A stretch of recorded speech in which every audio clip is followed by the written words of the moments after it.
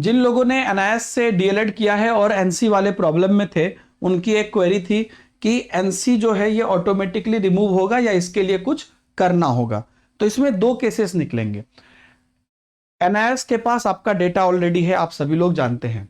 तो आपका जो एनआईएस के पास डेटा है, उस डेटा में अभी 50% नहीं था आपका 12th, तो आपको एनसी पे डाल दिया गया था। ये जो भी मैं बात कर रहा हूं, जिनका डीएलएड क्लियर है उनके लिए ही बात कर रहा हूं, ठीक है। तो दोनों ही केसेस में, पहला केसेस में भी आपका डीएलएड क्लियर है, दूसरा केसेस में ही भी डीएलएड क्लियर है। तो डीएलएड क्लियर है और आपका जो डेटा था एनआईएस के पास या अभी है एनआईएस के पास, उसमें 50% नहीं था आपके 12th में, तो आपको होल्ड पे डाल दिया, एनसी पे डाल दिया।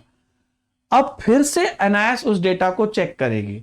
अगर आपका ऑलरेडी क्या कहते हैं पास है, पहले 50% पे चेक किया था तो आपका नहीं आया था उसमें, अब फिर से उसको चेक करेगी। अगर आपका पास है तो आपको सर्टिफिकेट निर्गत कर देगी।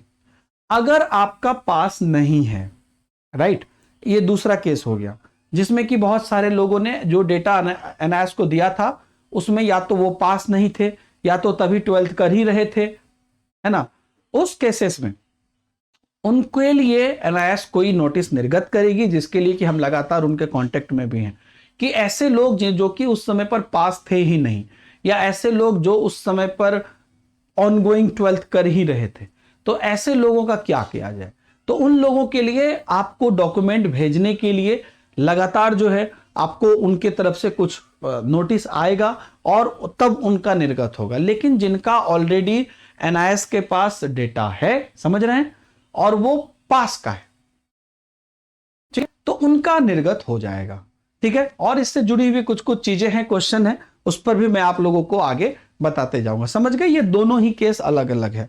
और जो दूसरा केसेस है उस पर हम पूरी उम्मीद है हमें कि एनआईएस आपको कुछ इन्फॉर्म करेगी, कुछ लिंक देगी जिसमें कि आपको बोला जाएगा कि आप अपना सर्टिफिकेट अपलोड कर दिए। या ऐसा भी हो सकता है बहुत लोगों ने इंप्रूवमेंट भी किया है, तो जिन लोगों का मान लीजिए कि पहले पास था लेकिन फिर से 50% के चक्कर में इंप्रूवमेंट कर लिया, ऐसे भी आप लोग बहुत लोग हैं, कमेंट करके बताइएगा।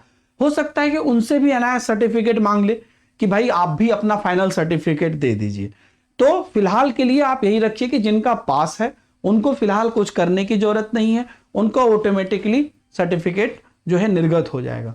जिनका पास नहीं है, क्योंकि पास है तभी तो आप एनआईएस को दिए होंगे, ऐसा मान के चलिए कि आप अगर एनआईएस को पासिंग सर्टिफिकेट दे दिए हैं और एनआईएस के पास आपका पासिंग सर्टिफिकेट है 12th का, तो आपका निर्गत हो जाएगा अगर डीएलएड क्लियर है तो। लेकिन अगर आपका पासिंग सर्टिफिकेट एनआईएस के पास नहीं है, उस केसेस में अगर आप डीएलएड क्लियर भी हैं तो उसके लिए एनआईएस आपको फिर से रिकमेंडेशन करेगी, मांगेगी। अब मांगेगी तो उनको भी मांग सकती है जिनका, जैसा मैंने बोला कि पहले से पास भी थे, तो वो भी अपडेट कर देंगे, उसमें भी कोई दिक्कत नहीं। ओके, ठीक है, चलिए, थैंक यू वेरी मच, बहुत बहुत धन्यवाद।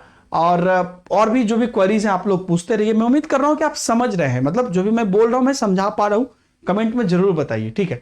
और भी क्वेरीज हैं मेरे पास, मैं धीरे धीरे आप लोग के सारे क्वेरीज को क्लियर करने की कोशिश कर रहा हूं। और एनआईएस से जिनको भी अलग अलग कोई ट्रेनिंग लेना है वो लोग ले सकते हैं।